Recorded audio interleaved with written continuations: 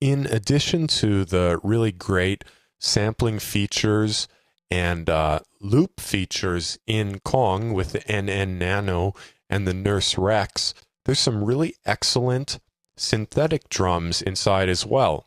I haven't gone through them all in detail yet, and I'm not going to in this issue either because they're quite straightforward controls.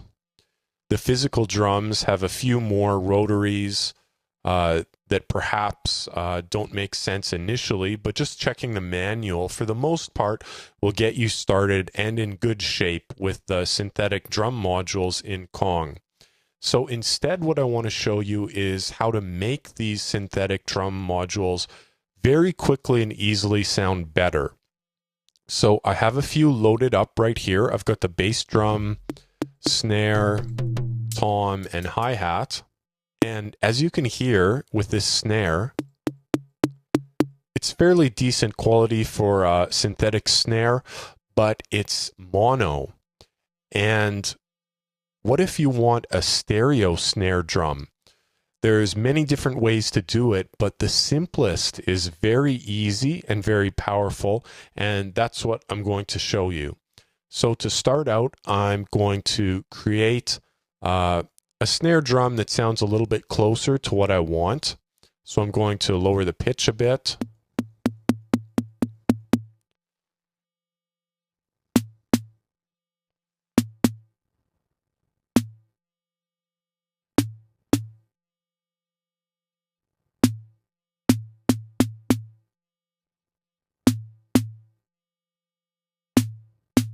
Okay, something like that.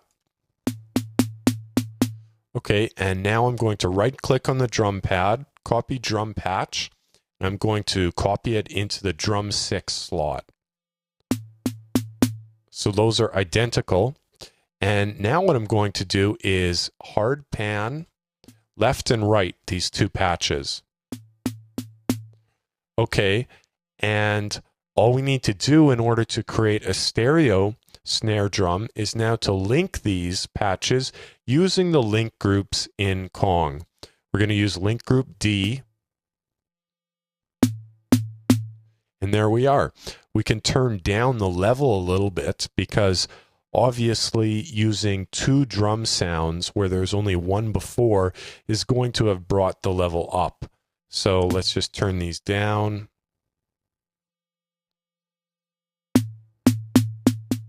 Maybe even a little bit more.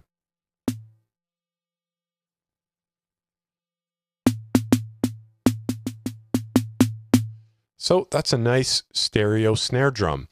And just to go into more detail of how that's working, this isn't exactly like, say, the unison modes. If you'd want to create unison with two subtractor patches, then you'd create two or more and then detune each one and pan them against each other. In this case, there's no need to use detune. And normally when you'd play two identical non-detuned sounds, you'd get phasing problems. But that's not an issue here, and that's because of the hit type. You can see there's two hit types. One is no variations and one is synth snare. And in synth snare mode, every hit is slightly different. So if each of these is slightly different, they won't play exactly the same sound ever. So you can have identical parameters on each drum, but they will still sound slightly different enough to give some stereo depth to the sound when you hard pan these identical patches. Of course, you could slightly change the drum module settings and you'd get perhaps more of a richer and complex stereo sound. I'll just make a few changes here.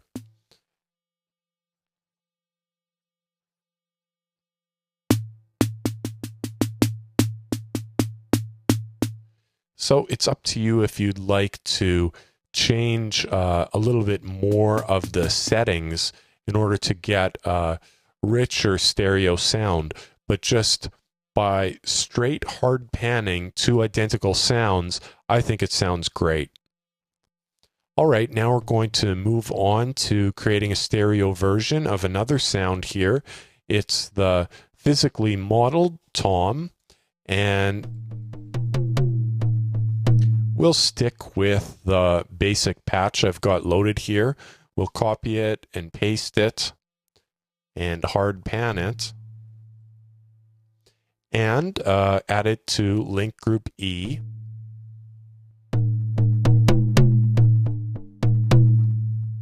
Turn down its level. And there you are, a really nice stereo tom. Of course, you can, again, make some small changes to it.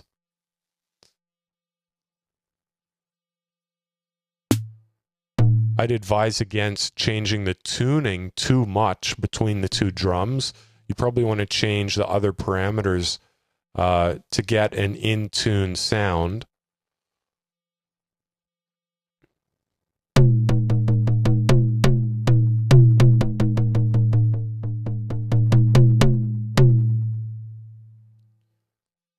All right, I've got one more device here, and it's the hi-hat.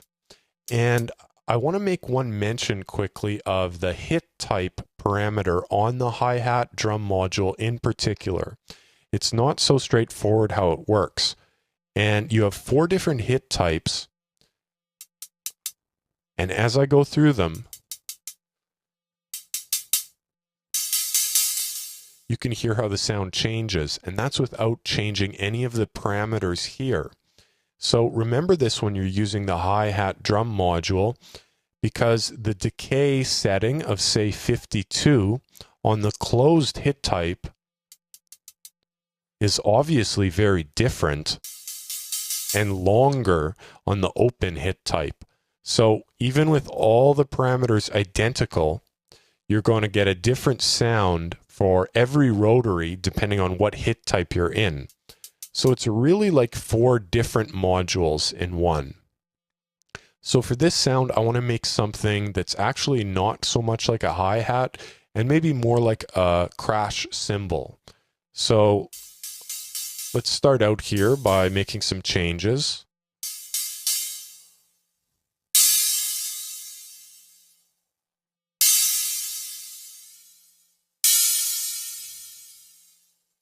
Now we'll stick with that default pitch, a little bit more decay, a little bit more click.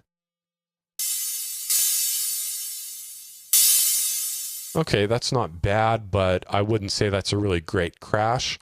Now let's do something a little bit different and actually add in another complementary sound. And it's not found in the drum modules, it's actually found in the effects, and that's the noise parameter. Sorry, the noise effects. It's actually a noise generator all by itself without having any drum module in front of it.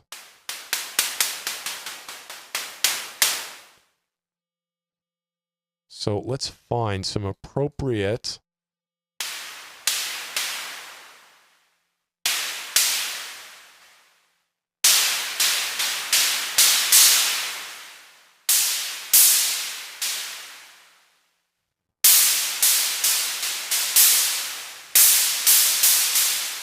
Okay, that's not bad. So now we have these 2 sounds. Let's link them in the same way we're linking up these stereo drum sounds.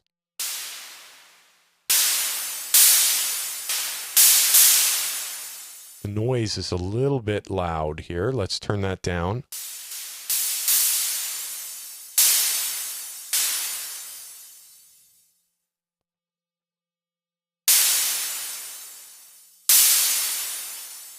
Okay, it's not amazing. I'd probably tweak that a little bit more for perfection. But now let's move on and actually make this a stereo sound, which is going to really improve, especially a crash sound that's really not meant to be mono. So what we're going to do is copy this drum patch from the hi-hat to drum 12, and then copy the noise from drum 8 to drum 16. All right, now all we need to do is hard pan these. So now we're finished. All we need to do is link these up with group F.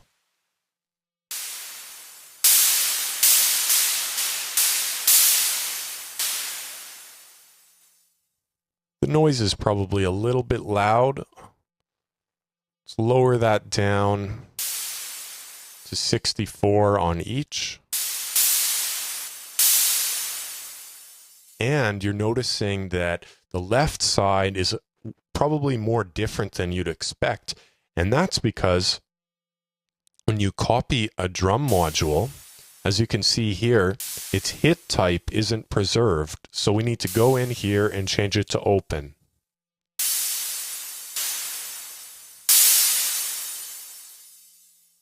So there's our stereo crash using Kong and 2 different devices. The final thing to consider with these techniques is, of course, you only have 3 link groups. So that means you can only do 3 different stereo groups in a single Kong.